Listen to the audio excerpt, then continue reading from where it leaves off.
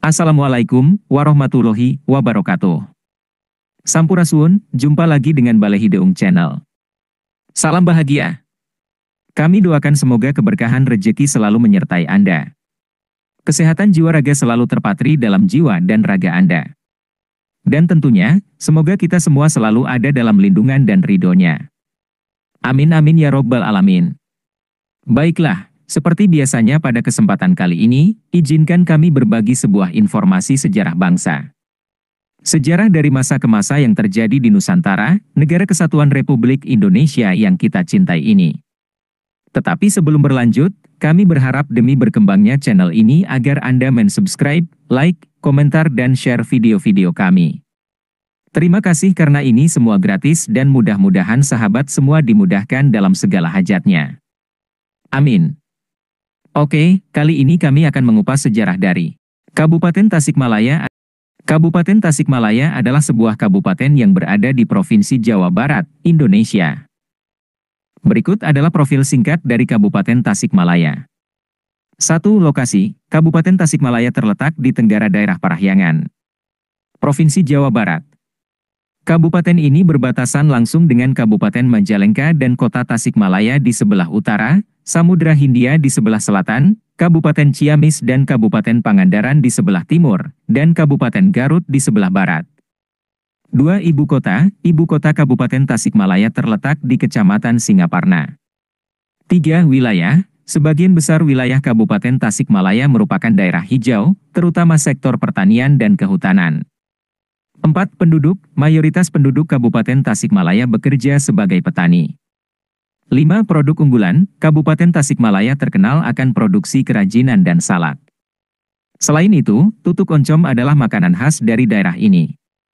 6. Pendidikan, Kabupaten Tasikmalaya dikenal sebagai pusat keagamaan yang besar di Provinsi Jawa Barat, dengan lebih dari 1.344 pesantren yang tersebar di seluruh penjuru wilayahnya.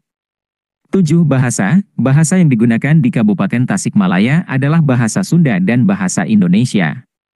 8. Agama, mayoritas penduduk Kabupaten Tasikmalaya beragama Islam. 9. Wisata, Kabupaten Tasikmalaya memiliki berbagai destinasi wisata, baik wisata alam, wisata sejarah, maupun wisata budaya. Beberapa di antaranya adalah situs Batu Raden, Pantai Karangtawulan, dan Kampung Naga. 10. Ekonomi Kabupaten Tasikmalaya didominasi oleh sektor pertanian, perkebunan, dan perikanan.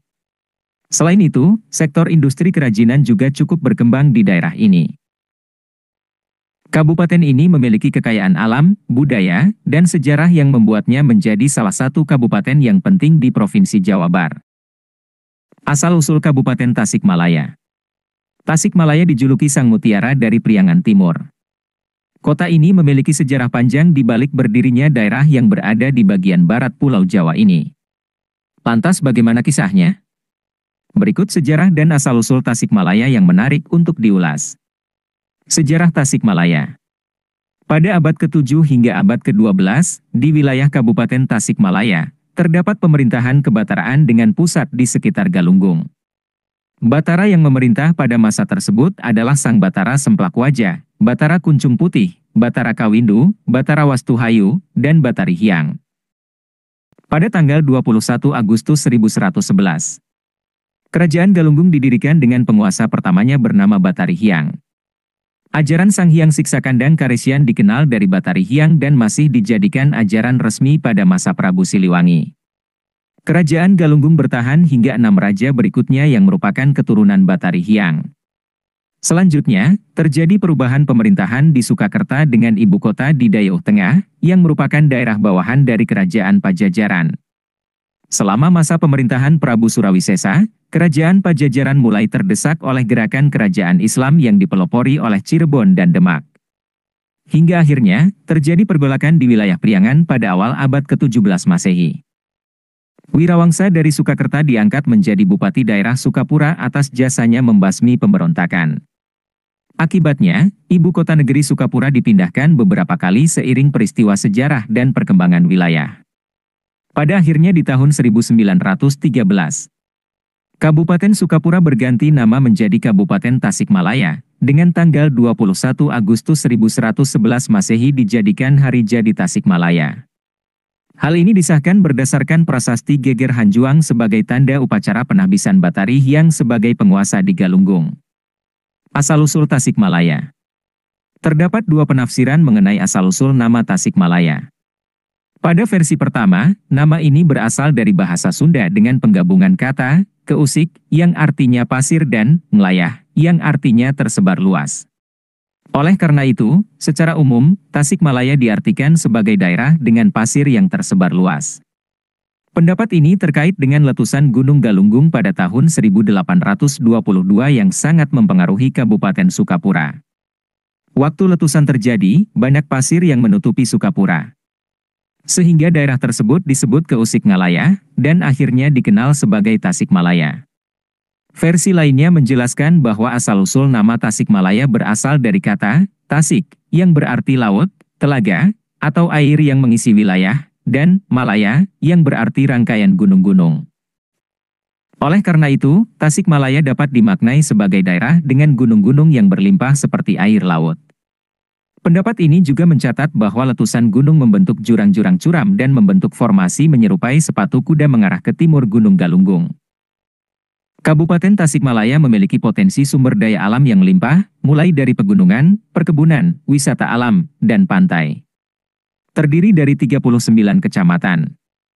Kabupaten Tasikmalaya memiliki luas 2.708 km2 dan memiliki wilayah pesisir pantai yang mengelilingi 3 kecamatan, yakni Cikalong, Cipatujah, dan Karangnunggal. Salah satu wilayah yang memiliki potensi unggulan adalah Tasikmalaya Selatan. Selain memiliki potensi pantai, wilayah ini memiliki potensi perkebunan berupa kelapa dan aren yang terdapat di Cikalong dan Culamega. Agar lebih jelasnya, berikut kami ulas potensi sumber daya alam di Tasikmalaya Selatan. 1. Pantai. Potensi keindahan alam pantai selatan sudah tidak diragukan lagi. Udara sejuk dan pantai yang bersih menjadi daya tarik wisatawan. Pantai Cipatujah, Sindangkerta, dan Karangtaulan menjadi destinasi favorit yang ada di Kabupaten Tasikmalaya. Selain itu, potensi perikanan laut bisa dimanfaatkan untuk kesejahteraan masyarakat Tasikmalaya Selatan. Namun, kurangnya sarana dan prasarana nelayan, sumber daya alam laut belum dimanfaatkan secara optimal. Contohnya di Pantai Pamayang, Kecamatan Cipatujah belum ada dermaga pendaratan yang memadai untuk para nelayan. Sehingga hanya 15% perikanan yang mampu digali masyarakat pesisir pantai. 2. Perkebunan kelapa.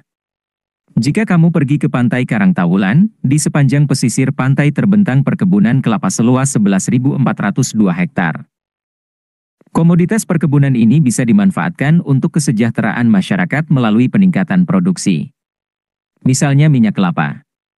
Dengan demikian, akan ada proses ekonomi yang berputar di Tasikmalaya Selatan. 3. Perkebunan karet dan kopi. Jika pengembangan agribisnis dilakukan dengan baik, karet Cipatujah diolah menjadi produk unggulan, seperti karet lining, silikon, dan belt mesin. Kecamatan Cipatujah menjadi penghasil karet terbesar di Tasikmalaya dengan luas 194 hektar. Sedangkan, perkebunan kopi terbesar terdapat di Kecamatan Cibalong dan Karangnunggal. Namun, pemanfaatan yang belum maksimal perkebunan kopi langsung dijual keluar daerah tanpa produksi terlebih dahulu. Kedua komoditas tersebut seharusnya menjadi sumber pendapatan terbesar Kabupaten Tasikmalaya apalagi di era industri saat ini. 4. Gula aren. Gula aren merupakan ciri khas produk Kecamatan Culamega, bahkan menjadi daerah produksi gula terbaik di Jawa Barat. Perkebunan Culamega memiliki luas 3.171 hektar menjadikan hasil bumi sangat melimpah. Namun, produksi gula aren terhambat karena kurangnya pemasaran akibat mahalnya ongkos ekspor keluar kota. Potensi ekonomi Culamega bisa berkembang melalui penyediaan sarana pembangunan yang memadai. Sehingga gula aren Culamega bisa menjadi komoditas unggulan Tasikmalaya Selatan. Kita akan mengupas beberapa tradisi dan adat istiadat yang membuat Tasikmalaya menjadi tempat yang unik dan menarik untuk dikunjungi. 1. Kampung Naga. Salah satu objek wisata budaya yang paling terkenal di Tasikmalaya adalah Kampung Naga. Sebuah kampung tradisional Sunda yang terletak di Kecamatan Neglasari. Desa ini terkenal dengan arsitekturnya yang unik, yang menampilkan rumah kayu tradisional yang dibangun di atas panggung dan masjid komunal yang terbuat dari bambu.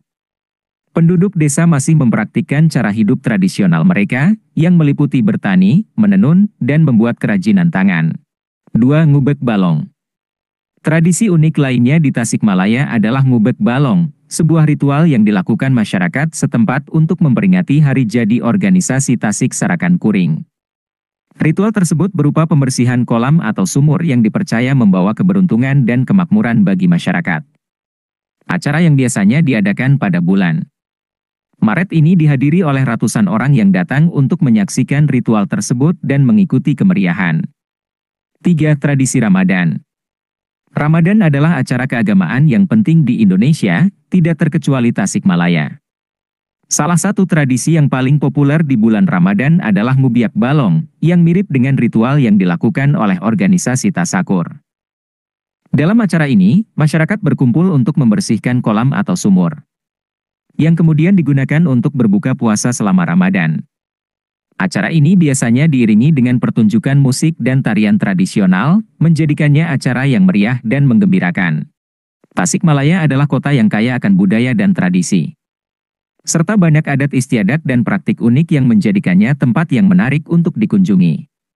Dari desa adat Sunda Kampung Naga hingga tradisi ngubek balong dan Ramadan, selalu ada sesuatu untuk dinikmati semua orang. Demikian gambaran dari sejarah, asal-usul, hasil alam sampai pada tradisi budaya yang ada di Kabupaten Tasikmalaya. Semoga bahasan ini menjadikan wawasan yang bermanfaat bagi Anda. Ambil yang baik dan buang yang buruk, semoga itu menjadi hasanah pengetahuan kita semua. Wassalamualaikum warahmatullahi wabarakatuh. Sampurasun.